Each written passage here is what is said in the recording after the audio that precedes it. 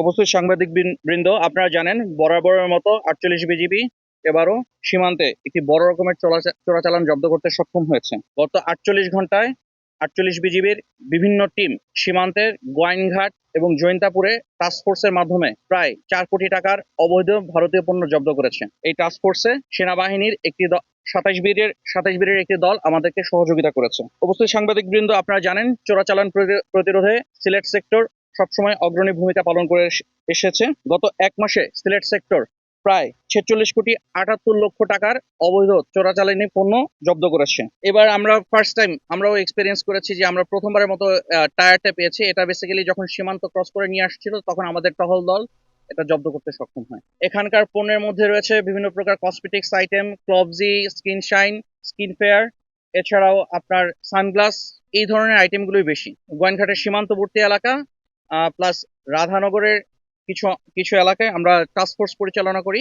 আর জৈন্তাপুরের দরবস্ত এবং হরিপুর এলাকায় task force এবং সেনাবাহিনীর সহযোগিতায়, ম্যাজিস্ট্রেট এবং সেনাবাহিনীর সহযোগিতায় ২৭ বীরের টহল দলের সহযোগিতায় আমরা এই পণ্যগুলো জব্দ করতে সক্ষম হই। আপনারা জানেন যে আমরা টাস্ক ফোর্সগুলো যখন পরিচালনা করি আমরা বিভিন্ন পরিত্যক্ত গোডাউনের তথ্য পেয়ে সেখানে যাই। তো চোরা কারবারিরা আমাদের আগমন টের পেয়ে তারা সেখান থেকে পালিয়ে যায়। তো আমরা যদিও তাদেরকে অন দ্য স্পট ধরতে পারিনি, কিন্তু তাদের ব্যাপারে আমরা তথ্য সংগ্রহ করছি এবং তাদের বিরুদ্ধে আমরা আইনানুগ ব্যবস্থা গ্রহণের জন্য কার্যকরী পদক্ষেপ গ্রহণ করেছি। সীমান্তে চোরাচালানের যে প্যাটার্নটা সেটা আপনাকে আমি একটু যদি এক্সপ্লেন করি, এটা হলো দেখা যাচ্ছে যে চা বাগানের মাঝখানে সে কোনো একটা পয়েন্টে সে তার জিনিসগুলো এনে ডাম্প করে রেখে সে ওটা ঢেকে রেখেছে। এখন ওইখানে ডেফিনেটলি আমার লোক যখন যায় সে আমার ধরা খাওয়ার জন্য ওয়েট করবে না। এটাই হয় প্রতিবার। আসলে সীমান্তে যে চোরাচালানের প্যাটার্ন, ওদের প্যাটার্নটাই ঠিক এরকম যে ওরা এনে কোনো একটা জায়গায় ডাম্প করে রাখে, অল্প অল্প করে নিয়ে এসে ডাম্প করে। দেখা যায় যে আমাদের টহল দলগুলো সাধারণত অ্যাম্বুশ করে থাকে, বাট অ্যাম্বুশেও আমরা কিছু জিনিস ধরতে সক্ষম হই। বাট সেক্ষেত্রে আবার দেখা যায় যে তারা জিনিস যখন আমাদের টহল দলে উপস্থিতি টের পায় তখন তারা ওখান থেকে জিনিসগুলো ফেলে চলে যায়। তো এটা ব্যর্থতা না, ঠিক এটা আমরা আমাদের ডিউটি প্যাটার্নটা অনেকটা এরকম এবং সীমান্তে চোরাচালানের ধরনটা এরকম। এটাকে আপনি অন্য অন্য অফেন্সের সাথে এটাকে মিলালে হবে না, এটার প্যাটার্নটা ডিফারেন্ট। এবং আমাদের ব্যাটালিয়নে একটি মামলা মনিটরিং সেল আছে, যে সেলের মাধ্যমে আমরা নিয়মিতভাবে এই মামলাগুলো পর্যালোচনা করছি।